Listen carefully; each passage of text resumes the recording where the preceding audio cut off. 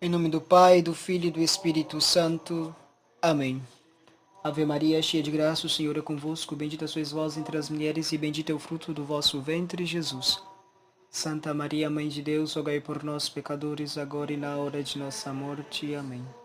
Santa Maria, Mãe de Deus, rogai por nós. Em nome do Pai, do Filho e do Espírito Santo. Amém. Caríssimos irmãos,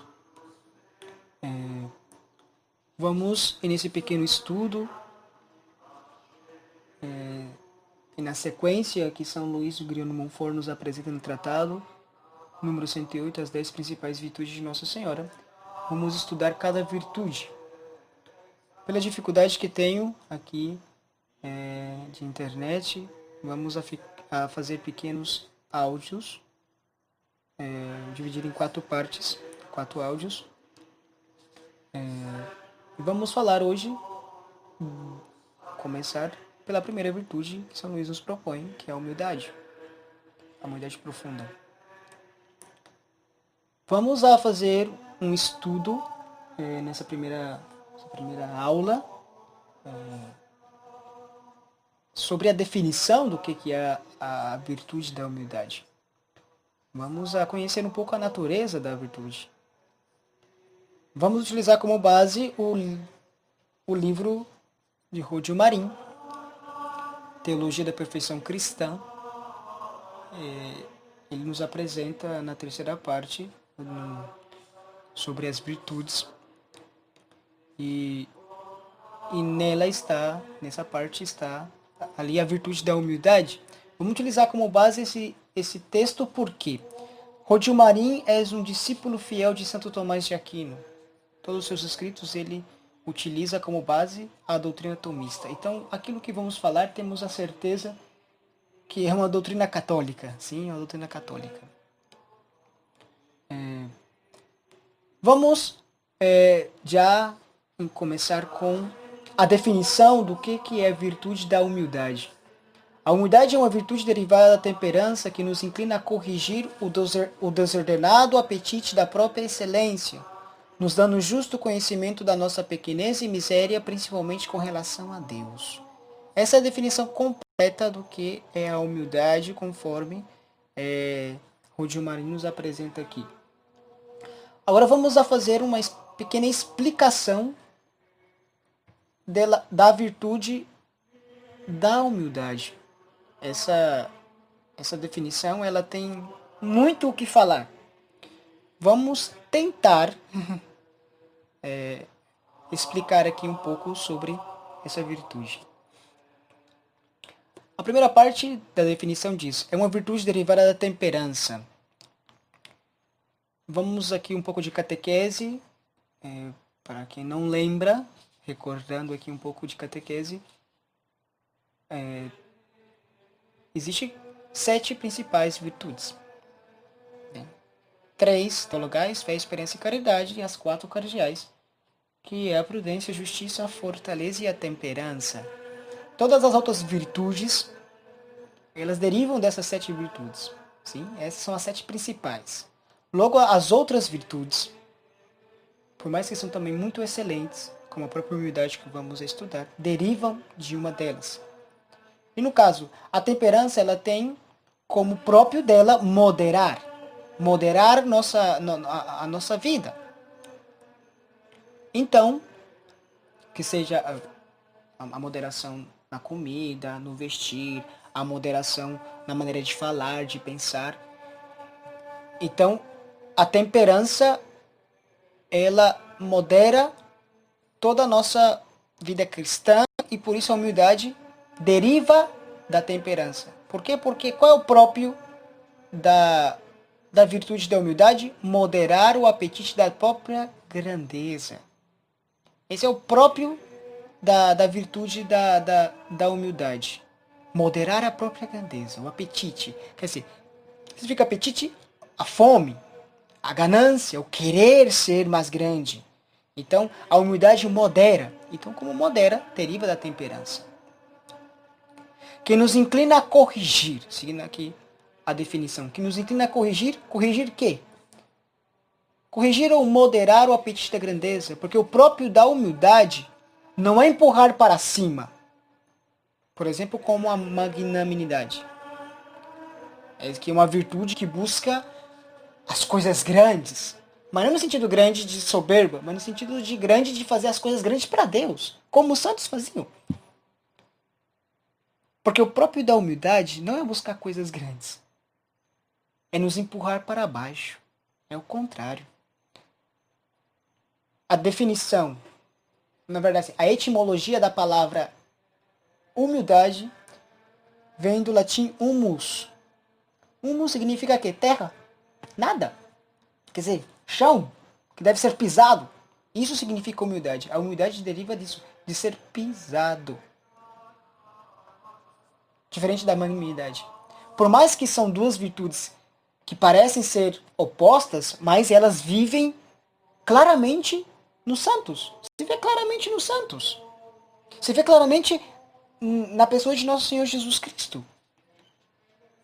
É claro isso nos santos e em nosso Senhor Jesus Cristo. Jesus é Deus. Ele pregava, ele fazia milagres, ele não parava, ele não se cansava, mas ao mesmo tempo humilde. Quando lhe flagelavam, quando lhe davam bofetadas, calado. Nunca quis nada para si, fugia da multidão. Quer dizer, é nesse sentido, a magnanimidade nos leva a fazer grandes coisas para Deus e a humildade nos leva para baixo. Quer dizer, são duas virtudes que parecem ser opostas, mas elas vivem claramente nos santos, né? E na própria pessoa de nosso Senhor Jesus Cristo. A gente vê nos santos claramente. São Luís, Grignion de Montfort, era assim. Um homem incansável para a glória de Deus. Né? Tudo para a glória de Deus ele descia. Sempre, sempre, sempre, sempre. Né? Mas sempre muito humilde. Sempre muito humilde, muito reverente. Se via nas cartas dele que ele escrevia ao seu diretor espiritual que ele obedecia em tudo aquilo que o seu diretor falava, até coisas que um pouco exageradas assim, né? Mas ele obedecia em tudo.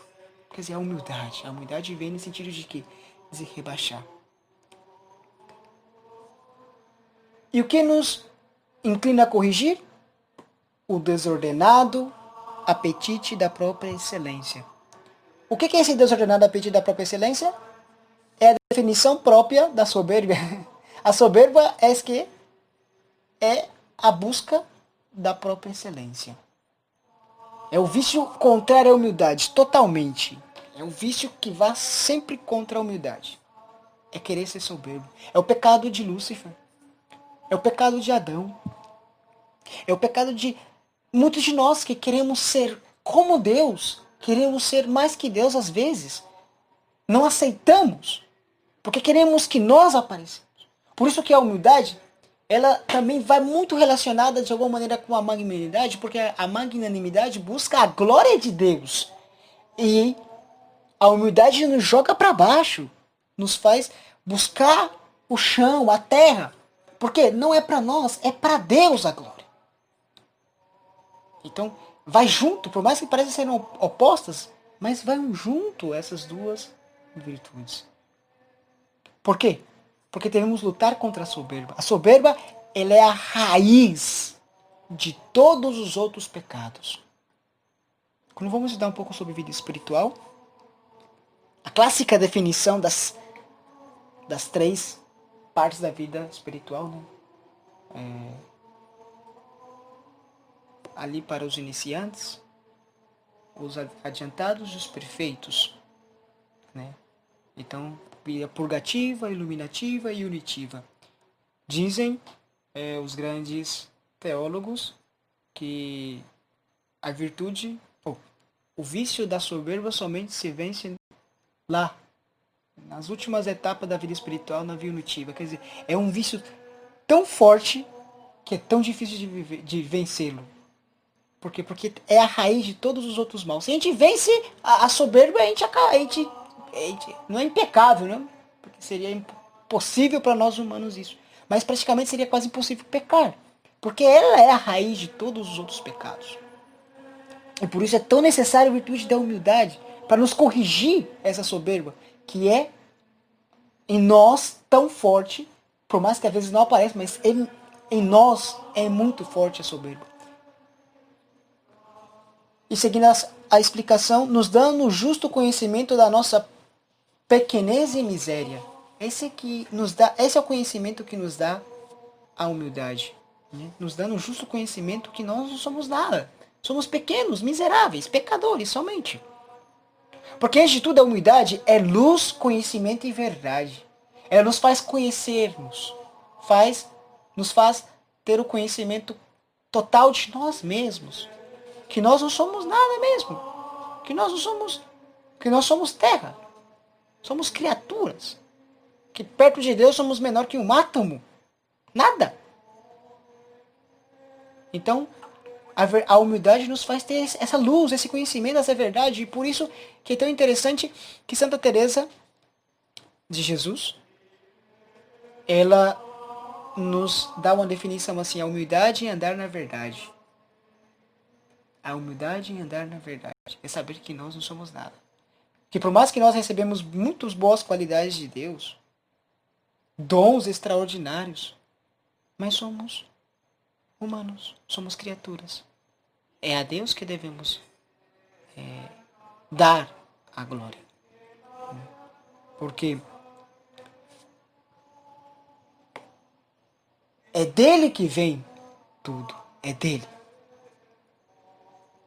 E por isso que a última parte diz que principalmente com relação a Deus, nós devemos ter claro isso, que a humildade, ela principalmente nos leva a ter esse conhecimento do nada que somos em relação a Deus. E também, consequentemente, para com nossos irmãos. Porque existe algo de Deus nos nossos irmãos. E por isso que ao ter algo de Deus nos nossos irmãos, nós devemos ali nos rebaixar. É nisso que devemos, sim? É naquilo que há de Deus nos nossos irmãos, porque por mais que a pessoa pode ter muitas más qualidades e vícios, mas existe algo de Deus nele. E por isso, é por esse motivo que devemos sempre nos humilhar também perante os nossos irmãos.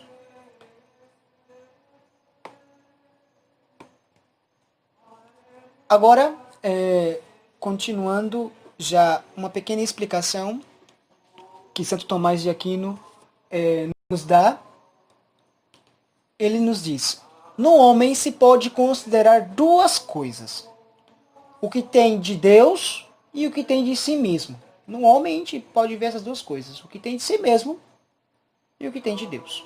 O que tem de si mesmo tem tudo quanto é imperfeição e defeito, já que é evidente que não pode vir de Deus.